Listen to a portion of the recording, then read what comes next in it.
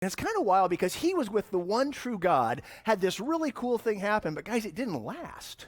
This is important because that meant he had to keep going back to continue to have that impact.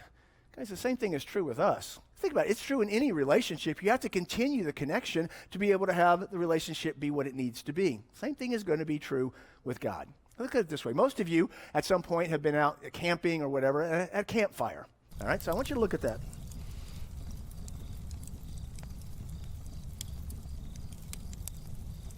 Now, I want you to think as you look at that, guys, that you know as well as I do that that campfire can only keep going if you stoke the fire, meaning you put more wood on it or you take and you stir the embers to be able to make it happen. It doesn't just keep going, it will die out. It's just a reality you have to understand. In Arizona, it's so hot here. All of us at some point have all of a sudden had trouble with one of these, our radiator.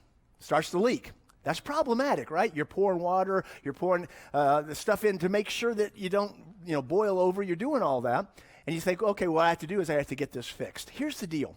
When it comes to that connection with God, God did not design it that we could figure out a way to get it fixed so we don't have to deal with him anymore.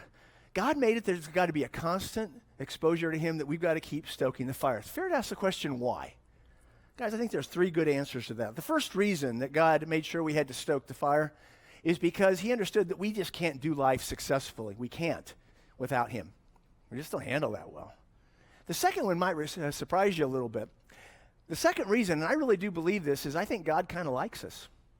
Think about this. We're made in the image of God. We're called God's kids. I think God desires that connection because he knows that's what's best for us, but that he actually wants that. But the third thing, we've looked at that, is he understands that if we keep stoking the fire, we will be normal people who will in fact do extraordinary things. But we've got to keep stoking it. Guys, listen. For us to be able to do life well, to be successful, we've got to learn that that fire of God has to be a part of our life. We can't ever let that fall away. We can't let it burn out. We have to keep stoking it. When we do the things we've talked about today, guys, our life changes, so let's do that.